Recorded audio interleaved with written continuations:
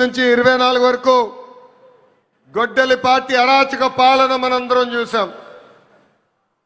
వాళ్ళ చెల్లికి అన్యాయం చేయొద్దని అడిగిన బీసీ బిడ్డ అమర్నాథ్ గౌడ్ పైన పెట్రోల్ పోసి ఎలా తగలబెట్టారో మనం కల్లారా చూసాం. ఒక మాస్క్ అడిగినందుకు ఒక దళిత డాక్టర్ సుబ్రహ్మణ్యాన్ని పిచ్చోడు చేసి ఎలా చంపేశారో ప్రజలందరూ చూశారు. సొంత డ్రైవర్ సుబ్రహ్మణ్యాన్ని ఏకంగా గంజాయి మత్తులో చంపేసిన వాళ్ళ ఎమ్మెల్సీని మనందరం చూసాం. నంద్యాల నియోజకవర్గంలో ఒక మైనారిటీ కుటుంబాన్ని వేధిస్తున్నారు. ఈ వేధింపులు మేము తట్టుకోలేమని ఆత్మహత్య చేసుకునే పరిస్థితి మనందరం చూసాం. వైకాపా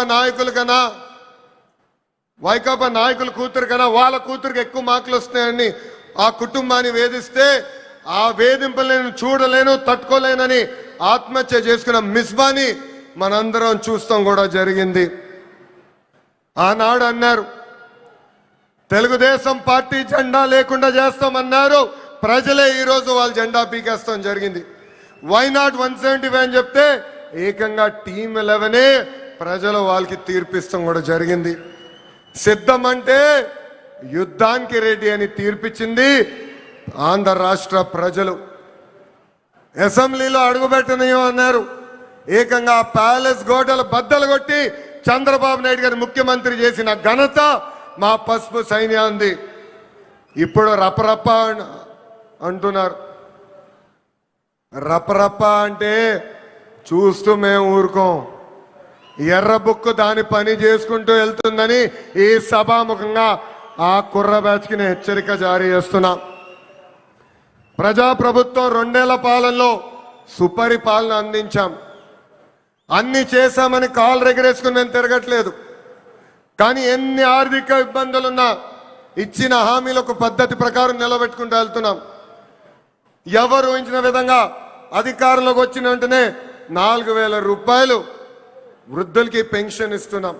వికలాంగులకి 6,000 రూపాయలు బయటికే పరిమితం అవుతే 15,000 రూపాయలు పెన్షన్ ఇస్తున్న ఏకైక ప్రభుత్వం ఆంధ్ర రాష్ట్రంలో ఉన్న ఎన్డీఏ ప్రభుత్వం. అంతేకాదు మూసేసిన అన్న క్యాంటీన్లు తిరిగి ప్రారంభించాం. డిఎస్సి ద్వారా 16,000 టీచర్ పోస్టులు భర్తీ చేశాం. 6,000 కానిస్టేబుల్ పోస్టులు భర్తీ చేశాం. ఏకంగా మన జాబ్ క్యాలెండర్ విడుదల చేసి సంవత్సరం పూర్తయ్యే లోపల 10,000 ఉద్యోగాలు కూడా భర్తీ చేసే బాధ్యత ఎన్డీఏ ప్రభుత్వం తీసుకుంటుంది. ఏకంగా చేనేత సోదరులకి హ్యాండ్లూమ్ ఉంటే 200 యూనిట్లు కరెంట్ ఉచితంగా ఇస్తున్నాం. పవర్ లూమ్ ఉంటే 500 యూనిట్లు కరెంట్ ఉచితంగా ఇస్తున్నాం. ఆటో డ్రైవర్ల సేవలో ఆదుకున్నాం. మత్స్యకారుల సేవలో మత్స్యకారులను ఆదుకున్నాం.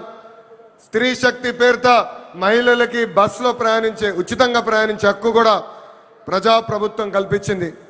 దీపం పథకం ద్వారా ఉచితంగా గ్యాస్ సిలిండర్లు కూడా మా తెలుగింటి ఆడబడుచులకి పంపిస్తాం కూడా జరుగుతుంది. ప్రజాప్రభుత్వం